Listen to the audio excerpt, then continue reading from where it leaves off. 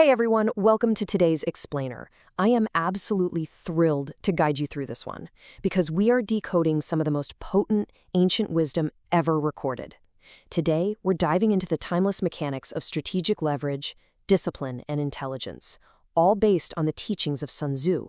We're going to strip away the myths and look at the hard, calculated reality of what it actually takes to secure a decisive advantage in any high-stakes arena. All right, let's dive right into this. 1,000. That's a pretty big number, right? Well, before we can even start talking about brilliant tactics or clever maneuvers, we really have to ground ourselves in a terrifying reality.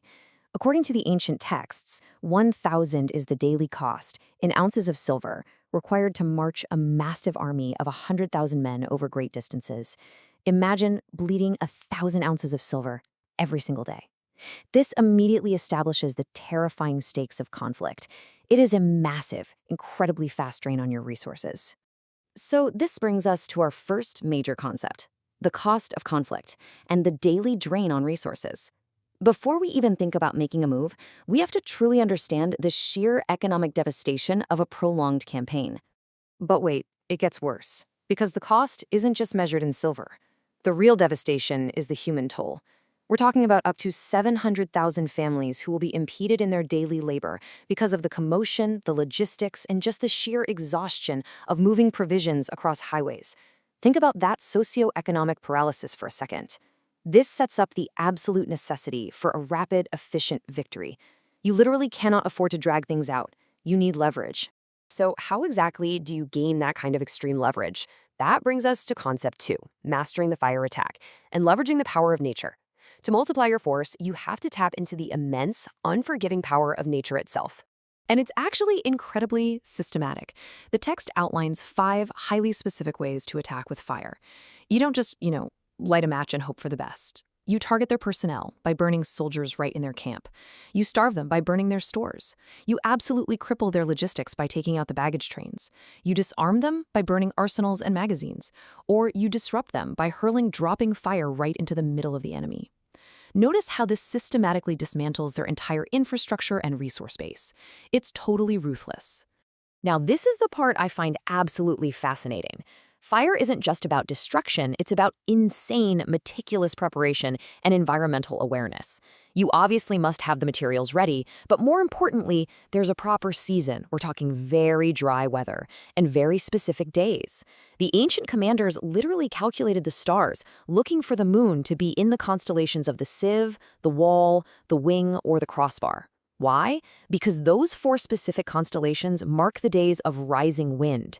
You aren't just fighting the enemy, you're literally harnessing the atmosphere. But hey, even with flawless timing, fire is unpredictable. So a commander has to be prepared to meet 5 possible developments once the fire actually starts. If a fire breaks out inside the camp, you attack from the outside. If the enemy stays quiet despite the flames, you bide your time and hold back. When the flames peak, you follow up if it makes sense, or you stay put if it doesn't. If you can assault with fire from the outside, don't wait for a breakout on the inside, just go for it. And the absolute golden rule: always start a fire to the windward side. Never, ever attack from the leeward. Controlling fire requires intense tactical flexibility and just an absolute lock on your situational awareness. But there's a massive warning attached to all of this. Mastering physical fire is completely useless if a leader cannot master the fire within themselves. And that takes us to concept 3, the discipline of command, choosing logic over emotion. It really all boils down to understanding the difference between 2 totally distinct mindsets. On one side, we have the enlightened ruler.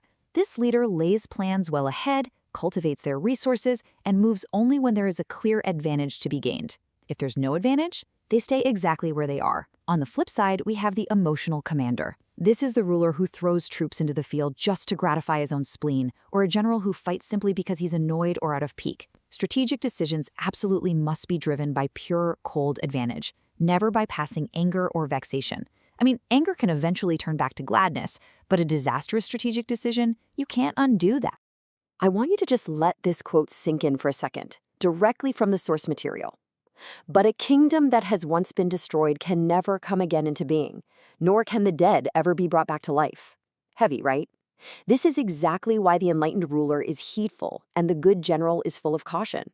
If you let emotion dictate your strategy, the consequences are permanent. Which naturally leads us to the million-dollar question. How do you actually gain this crucial advantage? If you can't rely on your emotions and you're only supposed to move when success is practically guaranteed, what is the secret weapon you need to unlock that guarantee? The answer is foreknowledge. Concept 4, the power of foreknowledge, and escaping the height of inhumanity. Remember those 1,000 ounces of silver a day and those 700,000 suffering families we talked about earlier?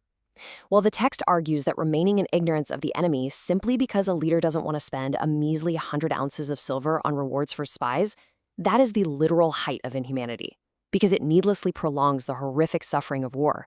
But listen, this foreknowledge isn't some mystical, crystal ball kind of gift. You cannot elicit this knowledge from spirits or ghosts. You can't just guess it inductively from past experience, and you definitely can't map it out deductively with mathematical calculations. Knowledge of the enemy's dispositions can only be obtained from one specific place: other men. True strategic advantage absolutely requires human intelligence. And that brings us to what is basically an ancient espionage thriller detailed in the text. Concept 5, the 5 classes of spies, and the divine manipulation of the threads.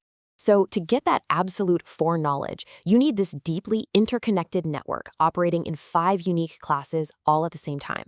You've got local spies, which just means employing the local inhabitants of a district.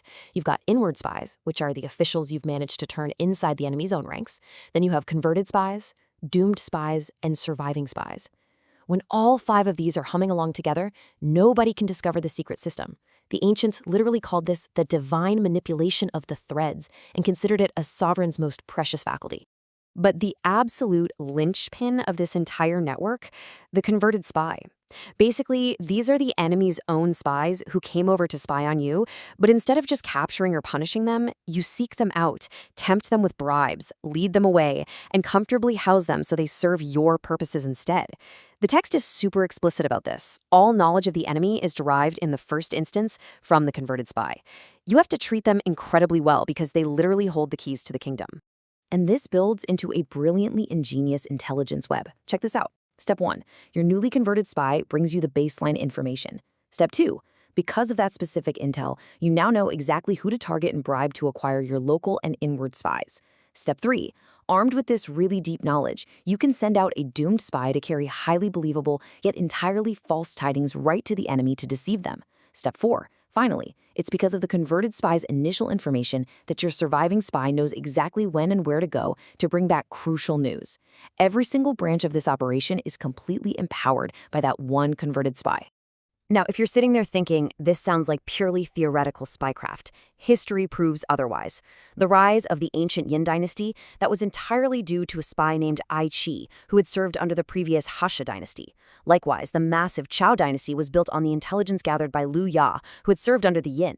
These intelligence operations didn't just win a couple of battles. They literally toppled and built entire empires. It's only the enlightened ruler and the wise general who use this highest level of intelligence to achieve these massive results. To really tie all of this together, we just need to look at this final, definitive statement. Spies are a most important element in war because on them depends an army's ability to move. Without this precise, human-driven intelligence, without the subtle ingenuity required to sift the truth from the lies, even the greatest military force in the world is completely blind and paralyzed. You can't move safely. You can't use your fire effectively. You simply have no advantage.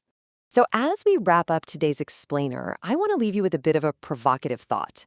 In your own strategic battles, whether that's in business, your career planning, or really any competitive arena, are you leading with emotional fire?